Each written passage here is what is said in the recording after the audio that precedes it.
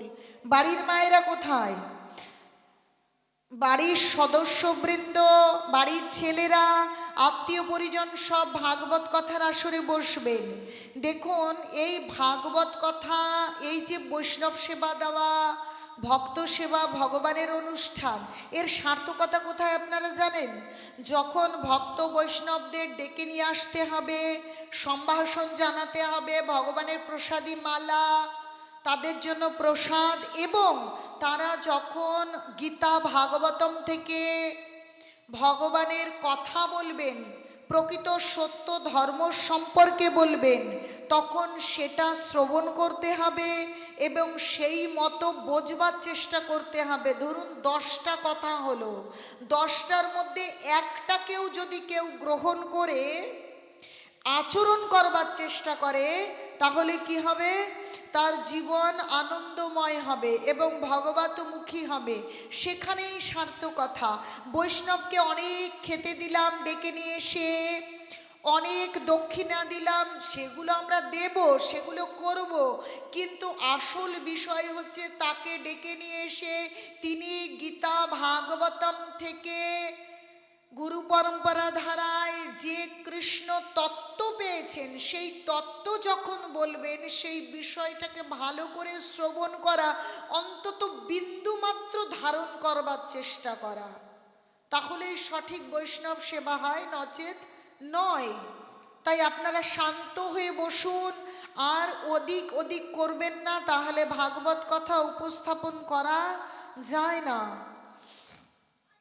তো দেখুন, ভগবান বলছেন যে জন্ম কর্ম চ মে দিব্যম এবং যো ব্যক্তি তত্তত তক্ত দেহং পুনর্জন্ম নৈতি মামেতি সহর্জুন।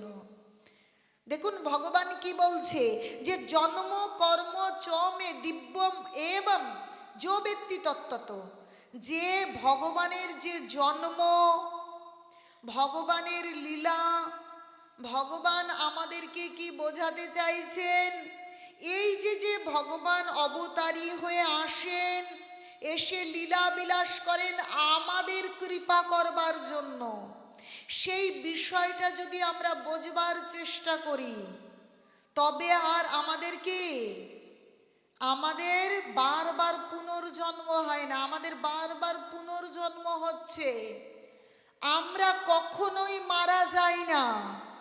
আজ আমার শিক্ষাগুরু, মানে যিনি আমাকে এই ভক্তিপথে এনেছিলেন, যার অনুপ্রেরণায় আজকে গীতা পড়ছি, ভাগবতম পড়ছি, বলছে মহতের কৃপা বিনা কোনো কর্মে কি কোনো কর্ম হয় না, মহতের কৃপা বিনা। বলছে কৃষ্ণ ভক্ত দূরে রহু, সংসার নহে ক্ষয়। মহতের কৃপা বিনা কখনো মহৎ বিষয় হতে পারে না। তো যখন আমাকে কেউ ফোন করছে, তখন বলছেন যে প্রভু দেহ ত্যাগ করেছেন। কি বলছেন? প্রভু দেহ ত্যাগ করেছেন। প্রভু মরে গেছেন বলেছে না, প্রভু যিনি, তিনি দেহ ত্যাগ করেছেন। তাহলে দেহটা কি প্রভু? তাহলে যিনি দেহ ত্যাগ করে চলে গেছেন তিনি প্রভু, কিন্তু দেহটা ত্যাগ করে এখানে রেখে গেছে। যেমন আমরা মলমূত্র ত্যাগ করে চলে যাই, তেমনি শরীরটা শোয়ানো রয়েছে। তাহলে আসলে প্রভু ওই শরীরটা নয়। তো আমাদের এই শরীরটা আসলে আমরা নই, আমাদের এই আত্মাটা আমরা। সেই আত্মাটার কোনো মৃত্যু হয় না। আত্মাটা এখন মানব শরীর আছে, মানব শরীর ভেঙে গেলে আরেকটা শরীর পাবো। কখন কোন শরীর পাবো আমরা কিচ্ছু জানি না। এখন ছেলে মেয়ে নিয়ে কান্নাকাটি করছি, পড়াশুনো শেখাচ্ছি, একটা কুকুর, বেড়াল, টিকটিকি, ইঁদুর সবাই কি তার বাচ্চা, তার সঙ্গম, তার জীবন সঙ্গী কিভাবে খাবে এই চিন্তা করে। চিন্তা করে দেখুন আপনারা, প্রত্যেকটা জীব এইসব চিন্তা করছে। তাই আমরা মানব দেহ পেয়েও যদি শুধু সেই চিন্তায় শান্ত হয়ে বসে থাকি, তাহলে আমাদের কি জীবনের মূল্যায়ন ঠিক মতন হবে না। তাই ভগবান কেন আমাদের জন্য লীলাবিলাস করলেন? ভগবান করুণা করে আমাদেরকে কি বোঝাতে চাইলেন আমাদের সেটা বুঝতে হবে। যে গৌরাঙ্গ মহাপ্রভু আসলেন, সংকীর্তন আন্দোলন করলেন, কিন্তু আমাদেরকে কি বোঝাতে চাইলেন? আমাদের বোঝাতে চাইলেন প্রতি ঘরে গিয়া করো এই ভিক্ষা। বলছে প্রতি ঘরে ঘরে গিয়া করো এই ভিক্ষা, বলো কৃষ্ণ ভজ কৃষ্ণ, করো কৃষ্ণ শিক্ষা। বলছে প্রত্যেক ঘরে ঘরে গিয়ে ভিক্ষা করতে কি, একটু হরে কৃষ্ণ করো, হরি নাম করো। যদি আমরা ভগবানের নাম না করি তাহলে আমাদের এই জীবনের কে সার্থকতা নেই। অনেকে ভাবছে কোনো মহৎ কেউ আসবে, একটা গাছড়া দিয়ে দেবে, একটা তাবিজ দিয়ে দেবে, আমাদের অসুখ সেরে যাবে, আমাদের টাকা পয়সা আসবে, আমার মেয়ের বিয়ে হয়ে যাবে। বুঝি ধর্ম করা। প্রকৃত ধর্মটা না বুঝে সমস্ত ব্যবসা এই জগতে একদম রমরমা করে বেড়ে উঠছে। তাই প্রকৃত সত্যটা ভালো করে বুঝতে হবে যে কোনো কবিরাজ কখনো ধার্মিক নয়। যে স্বপ্নে পাওয়া ওষুধ, আমাদের আজকে এই রোগ ভালো হয়ে যাবে, ওই মেয়ের বিয়ে হয়ে যাবে, তাইরে নাইরে করে কেবল টাকা নিয়ে চলে যাচ্ছে, ওটা ধর্ম নয়। প্রকৃত ধর্ম গীতা ভাগবতমে লেখা আছে। কিন্তু আমরা গ্রামগঞ্জের মানুষ এরকম ধর্ম করছি, সঠিক বিষয় জানি না যে ধর্ম কাকে বলে। ধর্মটা বোঝার চেষ্টা করুন। সেটা খায় না মাথায় দেয় না, সেটা কি? এই জীবনে সব সময় টাকা পয়সা, নিজের শরীর, সন্তান সন্ততি, আত্মীয় পরিজন নিয়ে চিন্তা করছি, আর প্রতিটা মুহূর্তে হতাশা এবং বিষণ্ণতায় আমরা ক্রন্দন করছি। প্রতি মুহূর্তে কোনো না কোনো দিক থেকে দেখবেন টাকা পয়সা, ধন দৌলত, সৌন্দর্যের অভাব নেই। মনে হচ্ছে 10 তালা 20 তালায় থাকে।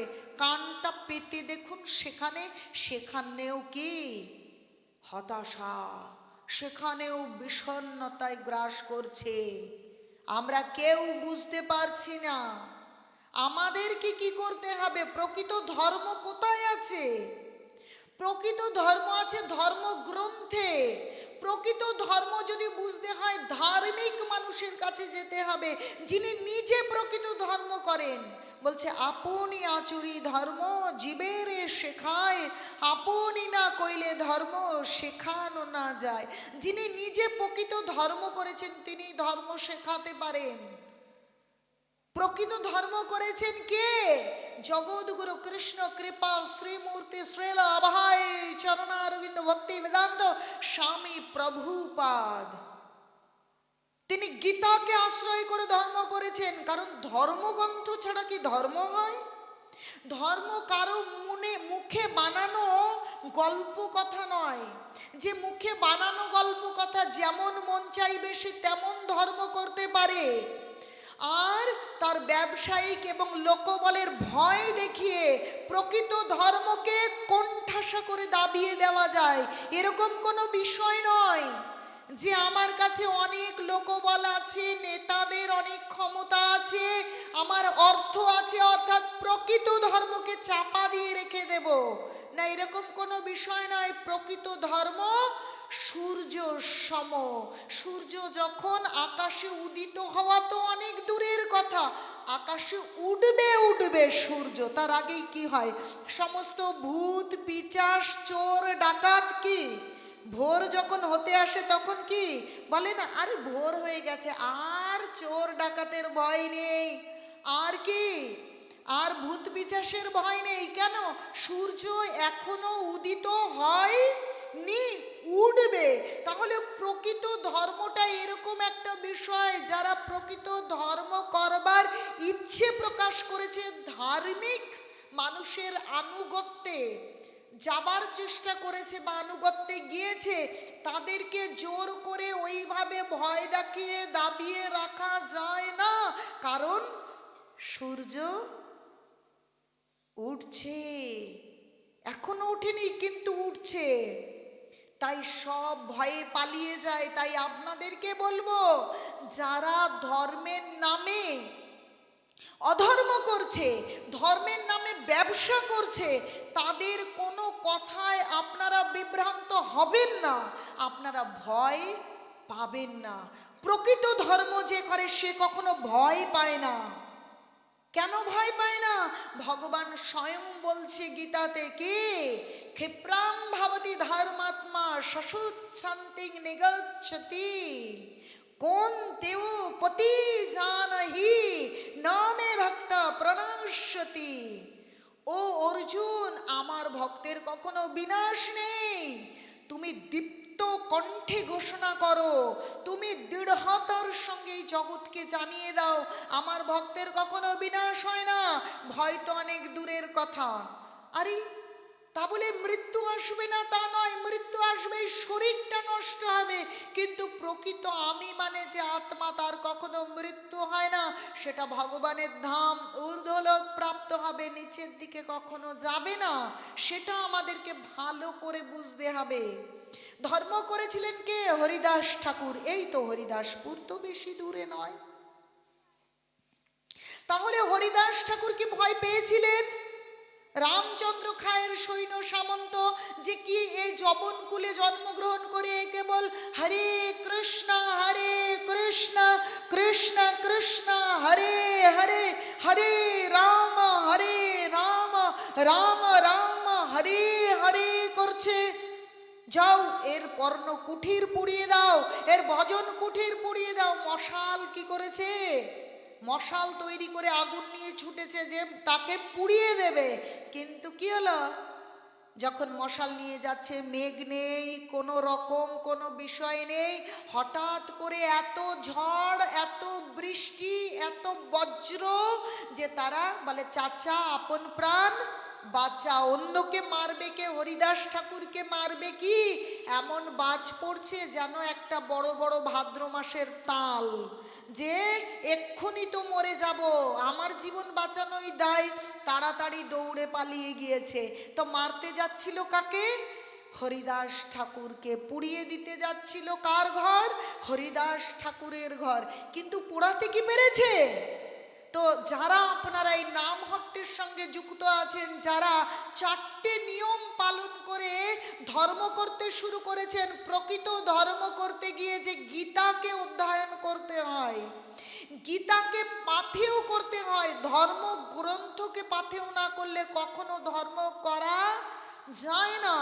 চারটে নিয়ম পালন করছেন। দুতং পানং স্ত্রীয় সোনা, যে দুতকিরা বন্ধ করেছেন, তাস পাশা জুয়া লটারি খেলছেন না, পান বিড়ি মদ সিগারেট এসব খাচ্ছেন না, বিবাহ বহির্ভূত সম্পর্ক করছেন না।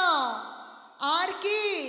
যে বিষয়গুলো খাওয়া দাওয়া করলে আমাদের শরীরে উত্তেজনা বাড়ে, আমরা ভালো করে ভজনা করতে পারি না, সেই 6টা জিনিস ভগবান কি আমাদেরকে গ্রহণ করতে নিষেধ করেছে। কি? মাছ, মাংস, পেঁয়াজ, রসুন, ডিম, মসুর ডাল। তো দুতং পানং স্ত্রীয় সুনা, দুতং মানে দুতকিরা, তাস পাশা জুয়া লটারি, আর পানং মানে নেশা, আর তৃতীয় মানে বিবাহ বহির্ভূত সম্পর্ক, চতুর্থ মানে আমিষ আহার বর্জন করেছেন, সব সময় ভগবানের নাম জপ করছেন, প্রভুপাদের নির্দেশিত পথে 16 মালা করে জপ করছেন। আর কি?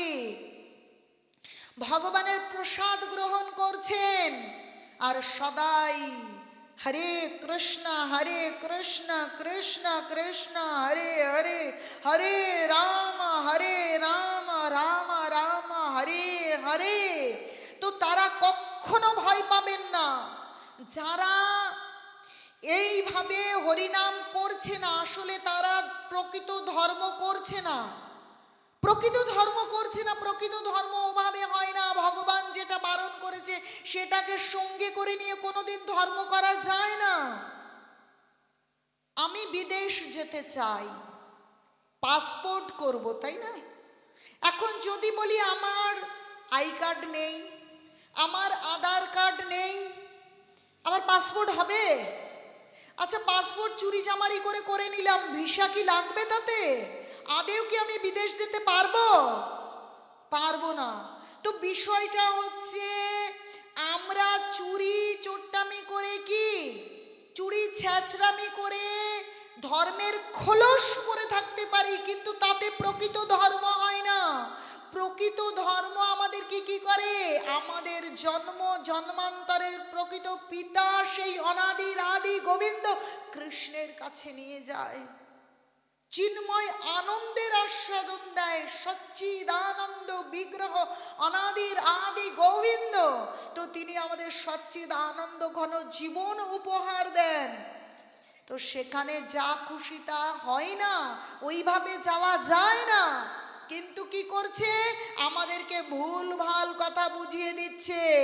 এই তোমরা ইস্কনে যাচ্ছ, মহা পাপ করছো, গুরু ত্যাগ করছো, মহা পাপ করছো, এসব বলছে। কিন্তু সঠিক বিষয় আমরা কেউ জানি না, যে প্রকৃত ধর্ম করতে গেলে গীতাকে আর ভাগবতমকে বাদ দিয়ে কখনোই কি ধর্ম হবে না। তাহলে প্রকৃত গুরু যিনি, তিনি কৃষ্ণের রূপ। বলছি, কৃষ্ণের প্রতিনিধি হলেন সদ্গুরু। তিনি আমাদেরকে ভগবানের কাছে পৌঁছে দেবার জন্য শেখাবেন। যেমন একজন মাস্টার আমাদেরকে শেখান কি করে পরীক্ষায় অঙ্ক কষতে হবে, কি করে পরীক্ষার খাতায় লিখতে হবে, তেমনি সদ্গুরুদেব আমাদেরকে শেখাবেন কি করে আমাদের জীবনে আচরণ করে আমরা আমাদের প্রকৃত পিতামাতার কাছে ফিরে যাব। পাগলের মতন ঘুরে বেড়াচ্ছি, পাগলের মতন ক্রন্দন করছি, আমরা কেউ বুঝতে পারছি না। সকলে দুবাহু তুলে বলুন, হরে কৃষ্ণ হরে কৃষ্ণ কৃষ্ণ কৃষ্ণ হরে হরে, হরে রাম হরে রাম রাম রাম হরে হরে। গুরু হচ্ছে ভগবানের প্রতিনিধি। তাহলে ভগবান গীতায় নিজের মুখে আমাদেরকে বলে গেলেন এরকম, এই একদম কথা বলবে না। ভগবান গীতায় ভাগবতমে বলে গেলেন আমরা কি আহার করব, কি বিহার করব, ইভেন কিভাবে কথা বলবো, কতটুকু ঘুমোবো, কিভাবে চলবো, এভরিথিং। কার কত প্রশ্ন আছে, সমস্ত প্রশ্নের উত্তর গীতাতে একদম স্তরে স্তরে সাজানো রয়েছে। তাহলে গুরু হচ্ছে কৃষ্ণের প্রতিনিধি। তাহলে কৃষ্ণ গীতায় এবং ভাগবতমে যে কথা আমাদেরকে বলে গেছেন, তাহলে যিনি সদ্গুরু তিনি কৃষ্ণের কথাগুলো আমাদেরকে বলবেন, হ্যাঁ কি না বলুন? যিনি প্রকৃত মাস্টার, তিনি আমরা যে বোর্ডে পড়াশোনা করি, দিল্লি বোর্ড ইয়া ওয়েস্ট বেঙ্গল বোর্ড, তাহলে সেই বোর্ড নির্দেশিত যে বই, সেই বইতে যেভাবে অঙ্ক ইংরাজির সূত্র দেওয়া আছে, সেই সূত্র ধরে আমাকে শেখাবেন, নাকি তিনি নিজের মতন করে সূত্র তৈরি করে শেখাবেন? উত্তর দিন। মানুষ তো এখন বোকা নয় যে পড়াশুনো জানে না। যিনি সত্যিকারের ভালো মাস্টার, তিনি যে বোর্ডে যে বইগুলো দেয় তার তো অঙ্কের নিয়ম থাকে, ইংরাজির নিয়ম থাকে। তাহলে সেই নিয়ম অনুযায়ী পড়াবেন না নিজের ইচ্ছে মতন পড়াবেন? তাহলে যিনি নিয়ম অনুযায়ী পড়াচ্ছেন না, নিজের ইচ্ছে মতন পড়াচ্ছেন, তাহলে তার ছাত্র ছাত্রী কি পরীক্ষায় পাশ করবে, পরীক্ষায় মার্কস পাবে? তাহলে সেই মাস্টারের কাছে পড়ে কি তার কোনো লাভ হবে?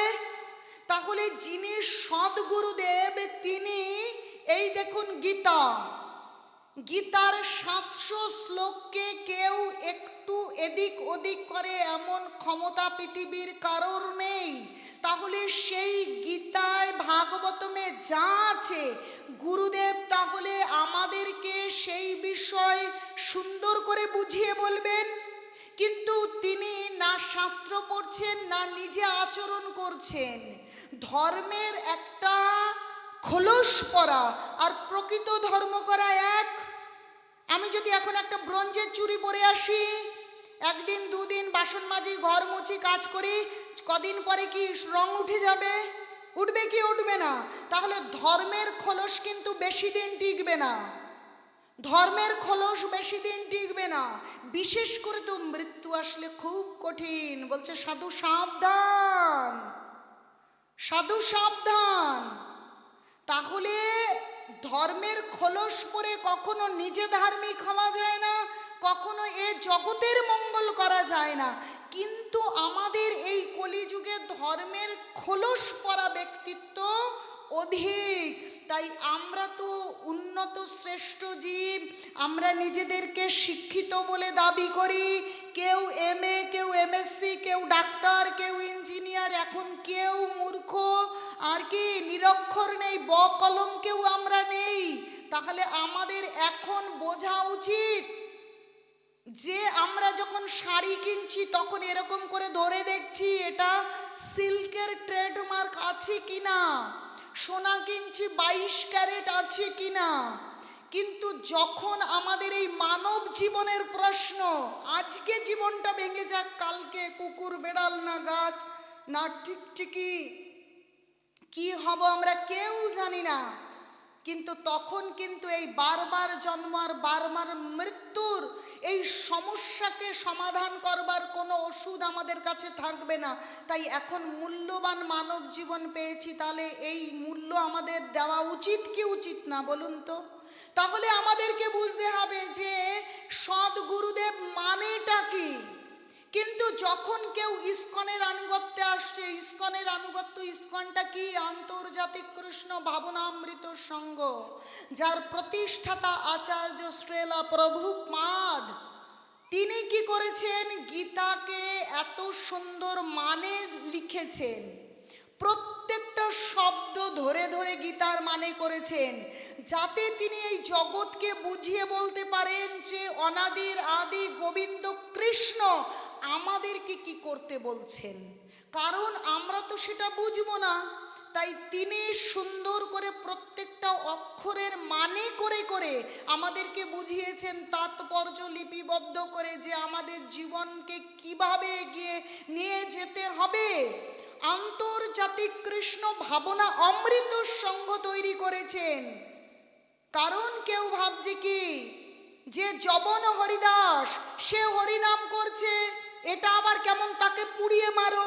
তাহলে যে হরিদাস ঠাকুরকে মারতে চাইছে তিনি জানেন না যে যবন আর হিন্দু আর খ্রিস্টান পারসিক বলে কিছু হয় না।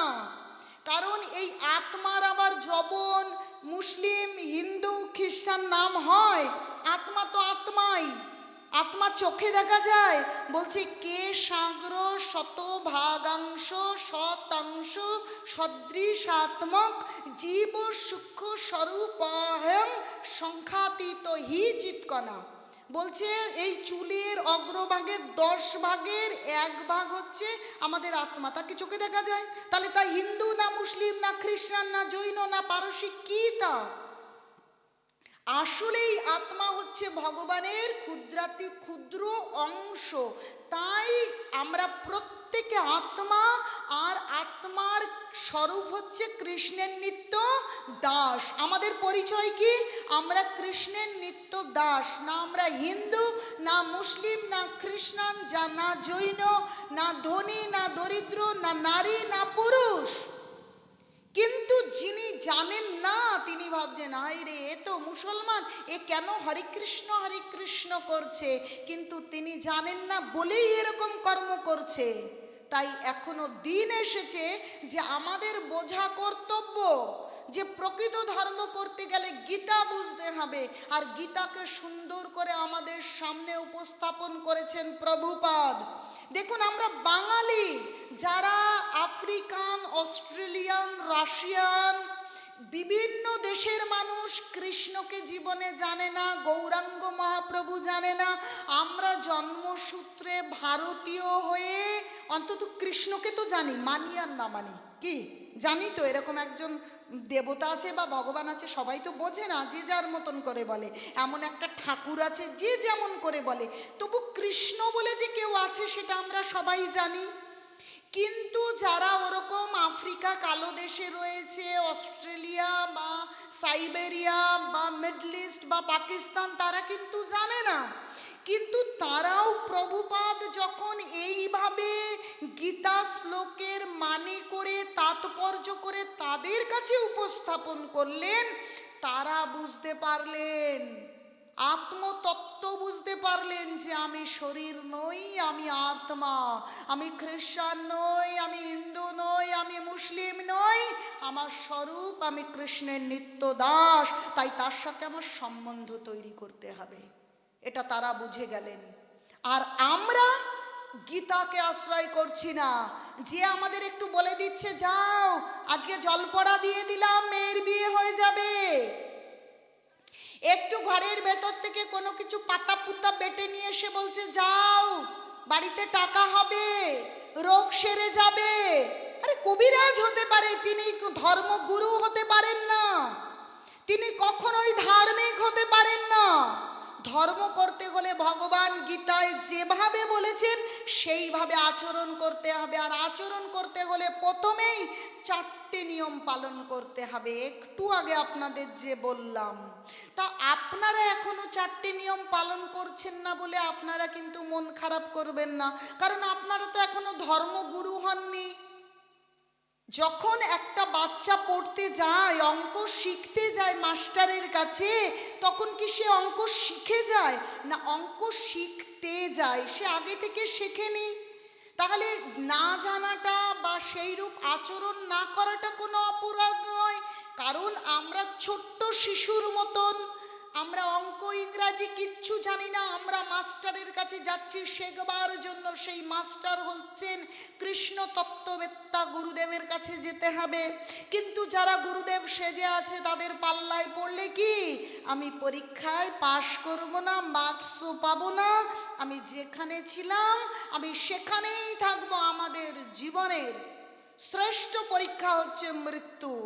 সেই মৃত্যুর জন্য আমাদেরকে রেডি হতে হবে। মৃত্যু যে কোনো সময় আমাদেরকে গ্রাস করবে, তাই আমাদেরকে রেডি হতে হবে যে আমাদের ভগবান স্মরণ আসছে কিনা। ধর্ম মানে কি? যে আমরা কৃষ্ণকে স্মরণ করতে পারছি কিনা। গীতায় ভগবান বলছেন অন্তকালে চ মামেব স্মরণ মুক্তা কলেবরম য প্রায়াতি সমদ্ভাবং জাতি নস্তত্র সংশয়। মৃত্যুর সময় যদি ভগবানকে মনে পড়ে, আরে মৃত্যু এমন একটা বিষয়, 40,000 কাঁকড়া বিছে, আমাকে একটা কামড়েছে, সে কান্নাকাটি পড়ে গেছে, বাড়িতে কান্নাকাটি পড়ে গেছে, তাহলে 40,000 কাঁকড়া বিছে কামড়ানোর মতন যন্ত্রণা, তাহলে সেই সময় ভগবানকে মনে পড়বে। তার মানে কি কঠিন বিষয় বলছে, বুঝতে পারছেন আপনারা? যে সেই সময় আমাকে ভগবানকে স্মরণ হবে। যদি জীবন্ত অবস্থায়, ভালো অবস্থায় ভগবানকে মনে না পড়ে, যখন খুব যন্ত্রণা, যখন খুব ভয় পাচ্ছি, তখন ভগবানকে মনে পড়বে? এটা হয় কি? হয় কি? কেউ ছোট মেয়ে, ছেলে, ভাই, স্বামী স্ত্রীকে, স্ত্রী স্বামীকে এরকম মনে করে। কেউ আবার টাকার প্রতি আসক্তি থাকে, টাকাকে মনে পড়ে। কিন্তু জানেন সত্যি এই জীবনের সার্থকতা কোথায়? যদি সত্যি ভগবানকে স্মরণ হয়, চোখ বন্ধ করে ভগবানকে স্মরণ হয়, চোখ খুললে স্মরণ হয়, দুঃখে ভগবানকে মনে পড়ে, সুখে ভগবানকে মনে পড়ে, আনন্দে ভগবানকে মনে পড়ে, তাহলে বুঝতে হবে ধর্ম করছি, এগোচ্ছে আমাদের জীবন, যে ভগবানকে স্মরণ করতে পারছি। কিন্তু আমরা বুঝতে পারছি না, বোঝা কর্তব্য, এখনো সময় আছে। অনেকে মনে করে যখন পরীক্ষিত মহারাজের জন্য সুখদেব গোস্বামী ভাগবত কথা বলছেন, পরীক্ষিত মহারাজের মন খারাপ হয়ে গেছে, কি 7টা দিন মোটে, তারপর তো আমাকে মরে যেতে হবে। যখন সুখদেব গোস্বামী অনেক ভাগবত কথা বলছেন, ভাগবত কথার সার বস্তু হচ্ছে তুমি তোমার জীবন সার্থক করো, ভগবানের নাম করো, ভগবানের কথা শ্রবণ করো, ভগবানকে স্মরণ করো, ভগবান কেন্দ্রিক জীবন তৈরি করো। কিন্তু পরীক্ষিত মহারাজ ভাবছে, হায় আমার জীবন চলে গেল, আর তো 7টা দিনের মধ্যেই আমার মৃত্যু আসন্ন, আমার তো আর দিন নেই, আমাকে তো মরে যেতে হবে, আমাকে তো চলে যেতে হবে। তখন তার এই মনের বিষণ্ণতা দেখে